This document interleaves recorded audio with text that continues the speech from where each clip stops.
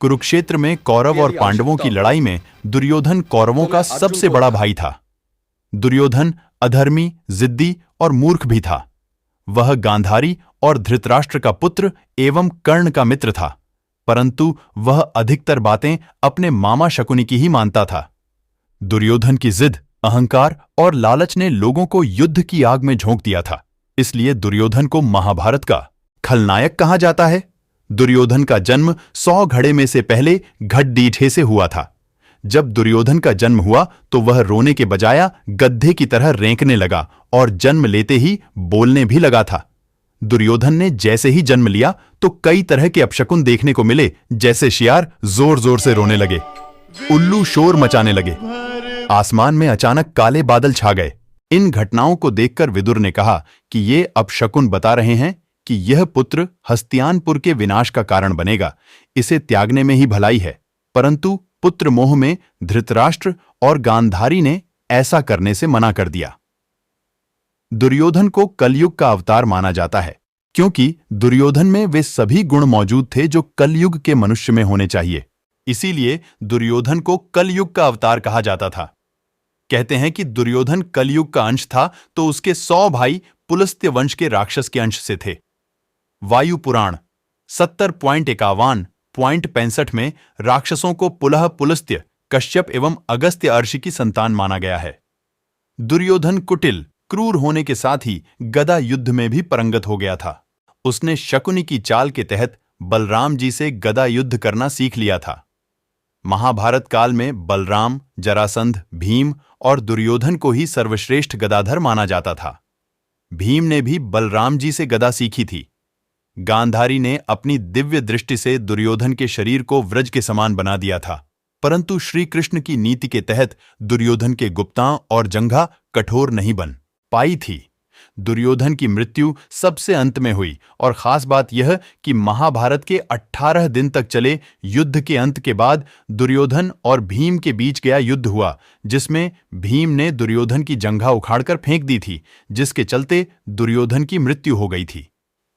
एक बार महर्षि मैत्रेय हस्तिनापुर पधारे। विश्राम के बाद धृतराष्ट्र ने पूछा, भगवन, वन में 5 पांडव कुशल पूर्वक तो है ना? महर्षि ने कहा, वे कुशल हैं, लेकिन मैंने सुना कि तुम्हारे पुत्रों ने पांडवों को जुए में धोखे से हराकर वन भेज दिया। ऐसा कहकर पीछे मुड़ते हुए उन्होंने दुर्योधन से कहा, तुम जानते हो पांडव कितने वीर और शक्तिशाली हैं?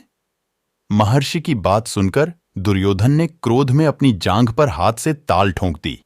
दुर्योधन की यह उद्दंडता देखकर महर्षि को क्रोध आ गया और उन्होंने कहा, तू मेरा तिरस्कार करता है, मेरी बात शांतिपूर्वक सुन नहीं सकता।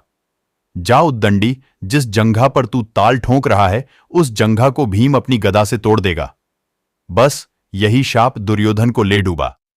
रिश्तों में दुर्योधन जहां अर्जुन का सौतेला भाई था, वहीं वह श्रीकृष्ण का समधी भी था। श्रीकृष्ण के पुत्र सांब ने दुर्योधन की पुत्री लक्ष्मणा से विवाह किया था। अर्जुन और श्रीकृष्ण भी आपस में भाई ही थे, क्योंकि अर्जुन श्रीकृष्ण की बुआ कुंती का लड़का था। लेकिन अर्जुन ने जब श्रीकृष्ण की बहन सुभद्रा से विवाह किया तो वे उनके जीजा भी बन गए थे। दुर्योधन ने पांडवों को मारने के लिए सबसे पहले भीम को जहर देकर नदी में फेंकवा दे, लेकिन भीम बच गए थे। फिर दुर्योधन ने पांडवों को मारने के लिए वारणावत में लक्ष्यागृह का निर्माण कराया, वहां से भी पांडव बचकर निकल गए थे। फिर पांडवों के वनवास होने के बाद अज्ञातवास में दुर्योधन जंगल जंगल पांडवों को ढूंढने के लिए अपनी सेनाएं भेजता रहता था। दुर्योधन ने शकुनी की कुटिल नीति के चलते ही पांडवों के मामा शल्य को अपनी ओर से युद्ध लड़ने के लिए राजी कर लिया था।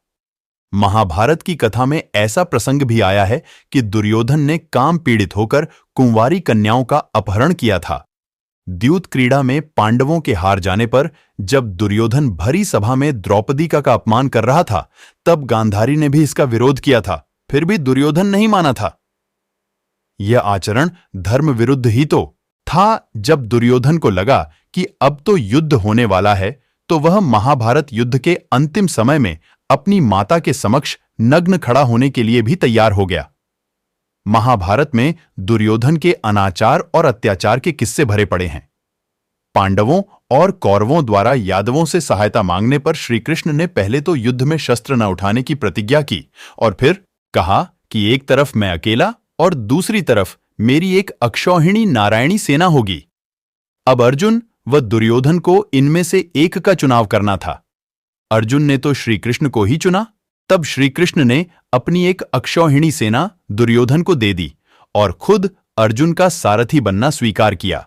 इस प्रकार दुर्योधन ने 11 अक्षौहिणी तथा पांडवों ने 7 अक्षौहिणी सेना एकत्रित कर ली।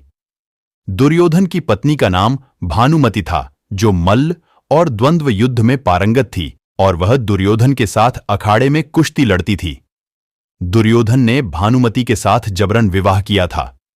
गंधारी ने सती पर्व में बताया है कि भानुमति दुर्योधन से खेल खेल में ही कुश्ती करती थी, जिसमें दुर्योधन उससे कई बार हार भी जाता था। भले ही दुर्योधन भानुमति को हरण करके लाया था, लेकिन भानुमति को दुर्योधन से प्यार हो गया था। भानुमति को दुर्योधन और पुत्र लक्ष्मण की मौत का गहरा धक्का लगा था। उससे सांत्वना देने वाला कोई नहीं बचा था। अंत में वह बेचारी पांडवों के आश्रय पर जिंदा रही और बड़ी मुश्किल से जीवन गुजारा। दुर्योधन की बहन का नाम दुश्शला था, जिसका विवाह सिंधु नरेश जयद्रथ से हुआ था। कौरवों की सेना सभी तरह के शक्तिशाली थी।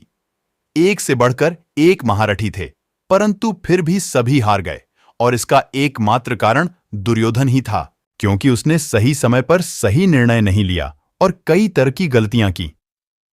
पहली गलती उसने श्री कृष्ण की बजाय नारायणी सेना मांगकर की।